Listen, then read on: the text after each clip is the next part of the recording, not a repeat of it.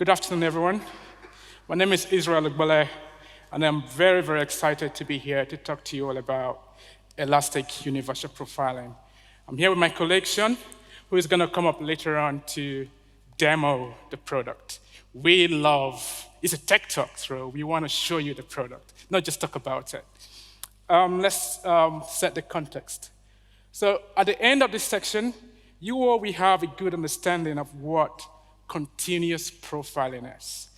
And secondly, and perhaps the most important of all, it is our hope that you are all convinced at the end of this section to go and profile your workloads in production on a continuous basis. And then we will drill down into Elastic Universal Profiling. What is it? And how we are enabling customers to run faster, cheaper, and greener services. But let's start with the bigger picture, because universal profiling was born out of a need that's in the industry. There is a convergence of three macro trends in the IT industry today. The first one is a death of Moore's law. The Moore's law asserts that computers will get more powerful and exponentially cheaper every year. But today's reality is that Moore's law doesn't exist anymore. It's no longer true. And for that, it means that new hardware just no longer pays for new features. It means that we all need to reevaluate on how to maximize computational efficiency. And then the other one is the increasing adoption of SaaS. Before SaaS, vendors would write softwares, throw it over the fence to users, and users would traditionally pay for the cost of compute.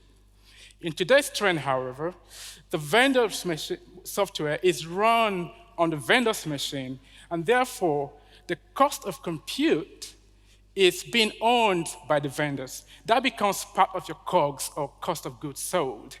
And as a result of that, inefficient code would cut into organizations' gross margin. And then there's wide adoption of cloud. You see, with cloud comes with the discipline of knowing how to scale your applications. If you don't scale it properly, you will be surprised at the cloud bill you're going to get at the end of the month. And so the coming together of all of these three macro trends all conspires to say that computational efficiency is important again, more than ever. And if computational efficiency is important again, then the questions that we all need to ask ourselves then is, how could you optimize compute efficiency? How would you reduce your cloud bill? How can you quickly identify performance bottlenecks in your complex microservices architecture? And how would developers measure the true dollar impact of every pull request that you submit? The answer to all of those hypothetical questions all converge again at continuous profiling. Profiling in dev or profiling on your IDE is simply not enough. If you really want to understand the true dynamics of your application and how users interact with your application, you've got to profile your code in production all the time. And this need is actually what gave birth to Elastic Universal Profiling. Now, you're all familiar with the three pillars of observability: metrics, logs, and traces.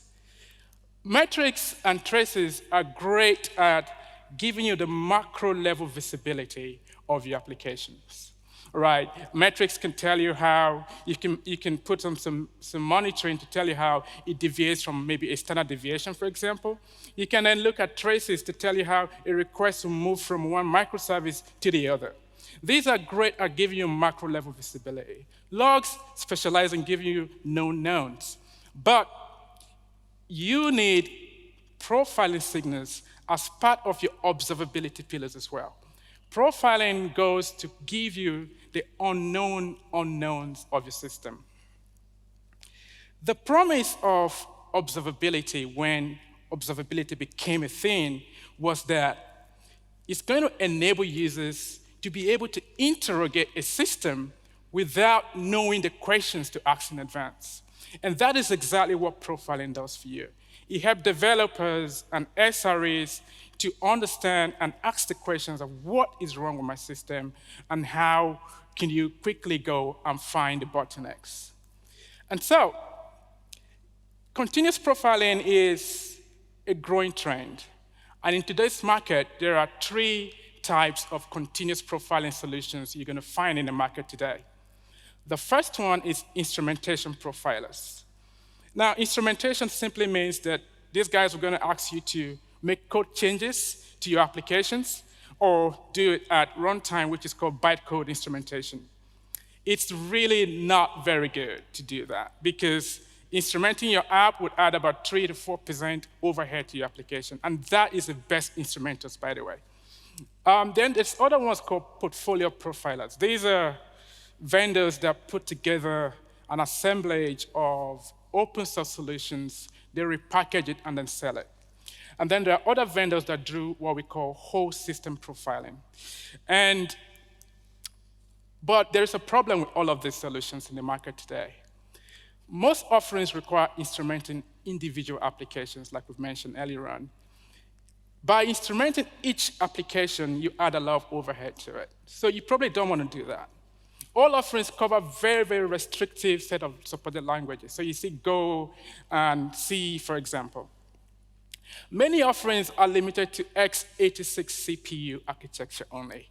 You see, if you look at the growth trend of AWS Graviton, if you look at the Azure ARM64 VM, customers are adopting those at an exponential rate. And that's because compute on those machines are about 50% cheaper than x86. So it's really important to also support ARM64, not just x86. Then none of those offerings today also support C or C++ Rust code without recompilation. What that really means is that most of the vendors in the market today, they would ask you to recompile your application. And when you do that, you've got to add what they call frame pointers in your application. By adding frame pointers when you recompile your application, that does 2 things. It increases the overhead of your application by about 1 to 3%, and then it causes your container to bloat.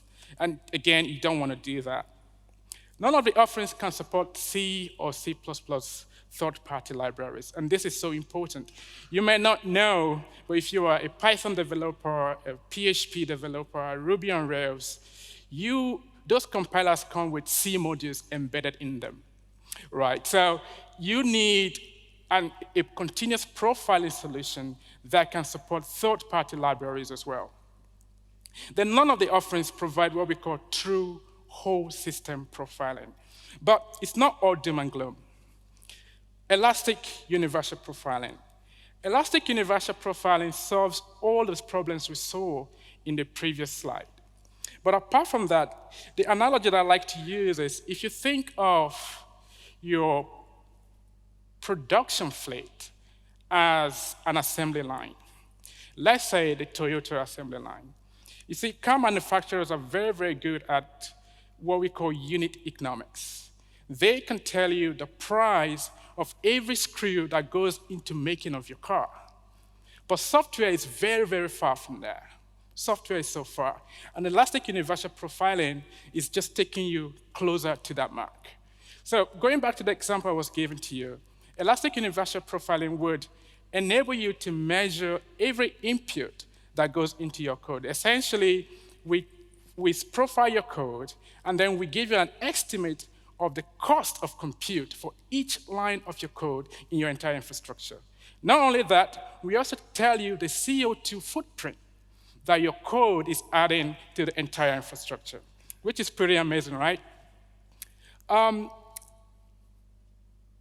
Let's look at this in more detail.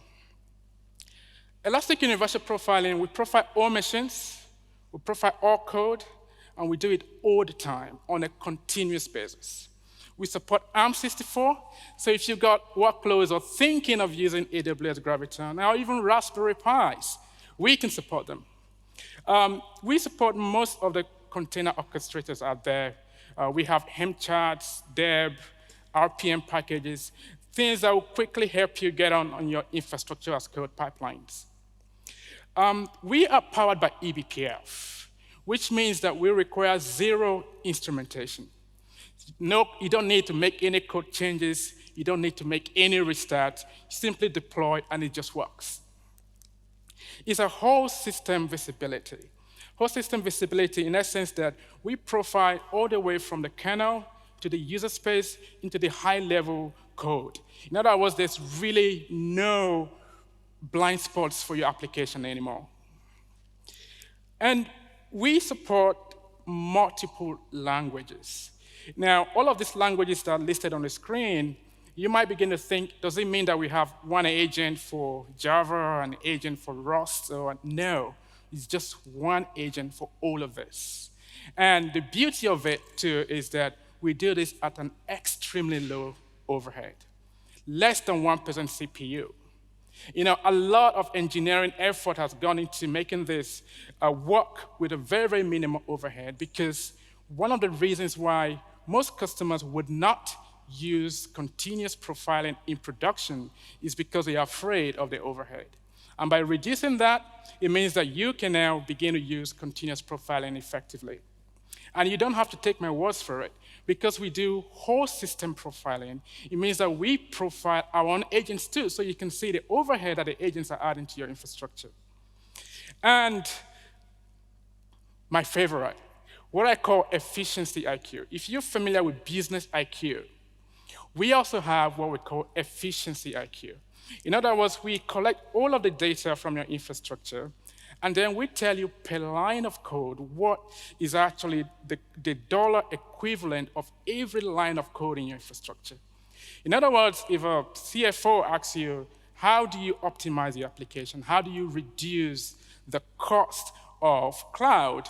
Developers can quickly use this tool to drill down into what's most important. And with that, it's time for the demo. Sean, thank you.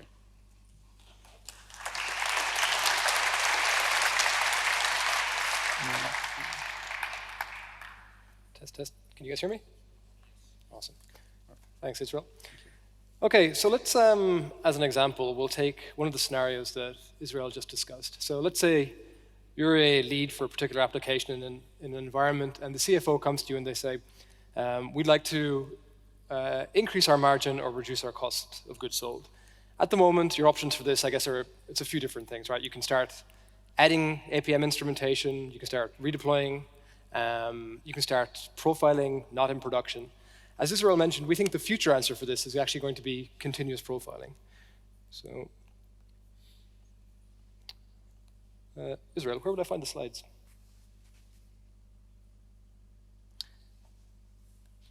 Thank you very much.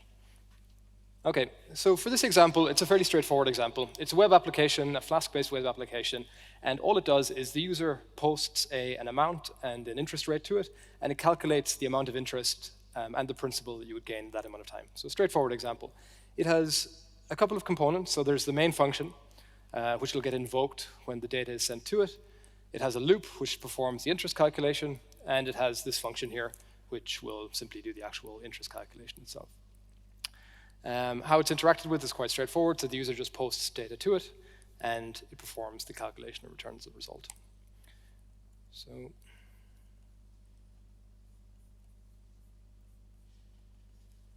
this is the landing page for universal profiling. When you land on it, you can see along the top.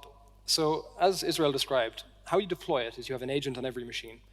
And once you do that, you start getting this data right in. On the top here, you can see you can filter by container, by Kubernetes deployment, by process, by hosts, or by stack trace themselves. What we can do is, let's say we're the owner for the interest calculator application. We can scroll down until we find our interest calculator. Click here. What that does is it applies a KQL filter. So now we're just looking at the profiling data purely for our application itself. Typically, this landing page, I consider to be the filtering landing page. We'll filter by time, we'll filter by application, by host, and that sort of thing. Once we've done that, what we actually want to start doing is digging into our application to try and figure out what are the most expensive stack traces and lines of code. Just so it's clear, to give you an example, when I say stack trace, for those of you not familiar, A stack trace is just a path through a program, starting from the entry point. So here we can see we start off in the main Python application, all the way down to the actual function being executed. And here we can see we're spending 1.2% of our total CPU budget on this individual stack trace. However, to start optimization, what you typically want to do is you want to start asking questions like, okay, what's the most expensive function, for example, across my entire fleet? So you can do this here. We click on functions. What this will do is it gives us the top N most expensive functions across our entire fleet, or according to the filter that we have here. So what I kind of consider profiling as is it's kind of like a, that's weird generator. In the sense of once you start looking at profiling data, you'll scan through it, some things look normal, and then all of a sudden you'll find something that just looks like weird and out of place, and that tends to be your first breadcrumb on the path to actually figuring out a performance issue. So here, the most expensive in our entire fleet is Flask root interest. Makes sense, it's the entry point to our application, and we're spending 77% of our CPU budget on it.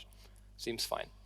The second most expensive item, though, is this getItem function, which is actually in a Python standard library itself.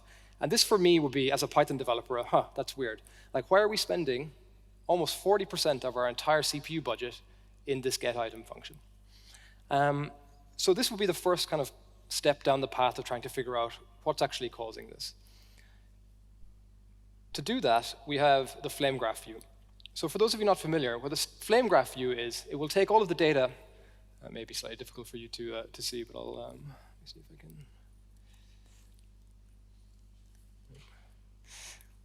I'll talk you through it. It aggregates all of the data across all of your fleet, and then it presents the stack traces in a single unified view. So what that means is you can click on any function of interest, and the line below it will tell you what proportion of that function's time was spent in the functions that it calls. So here we can see Flask root interest, we're spending 76% of our time.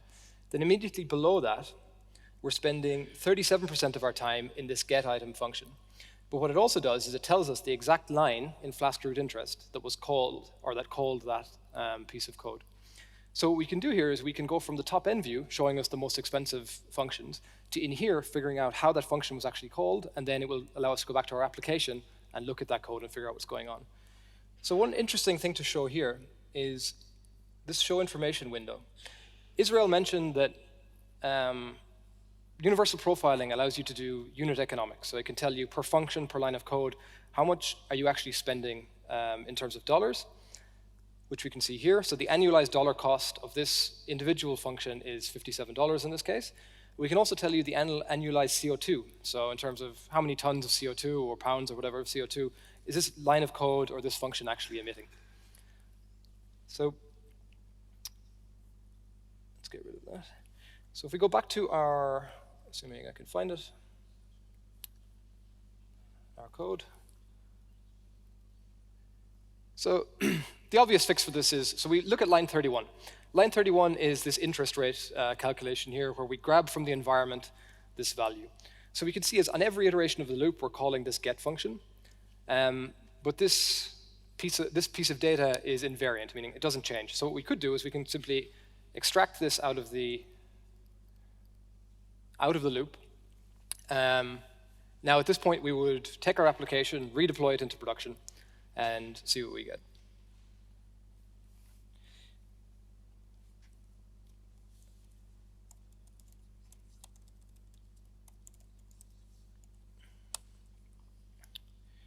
So now we can go back to our functions view, and we can see that we no longer have the getItem function. It's now we have functions that are inside the Python interpreter itself, which is a bit more normal. And if we go back to the stack or the flame graph, we can see that instead of spending $57 per year on that particular function, we're now spending $6, so 10x less. And you can go to your boss who's told you to make this thing cheaper and actually give them a numeric dollar value on the improvement that you've made. Okay, I think that's it from me. Israel, you want to? Thank you very much. Thanks, everybody. Thank you. Thank you. Right, so that is universal profiling. And I'm not sure if Sean showed this. Did you show the root cost? Cool. So right on every container that you have, you could simply show the root, and then we tell you the cost for the entire container. Don't think that's there at the moment. And then cost for the entire container. So once you make the optimization, you can then compare flame graphs and compare functions to see where the gains are. The next item that we got to talk about is, now you may not think that making small changes or even 1% CPU change will make a lot of difference. But this is a lovely quote that I love from one of my colleagues, that if one saves 20% on 800 servers and assume that you have 300 watts power consumption, just that one line code change is what over 160 metric tons of CO2 saved per year. So not only are we solving a very, very tough and challenging technical problems, when saving money is not a priority, I think making the world a better place by creating more efficient computational services is also something that we should all care about. And that is why I love working at Elastic. Finally, we're currently in the beta phase. So if you are interested in joining this journey, please scan the barcode, sign up for the beta, and we will be in touch with you. Thank you very much.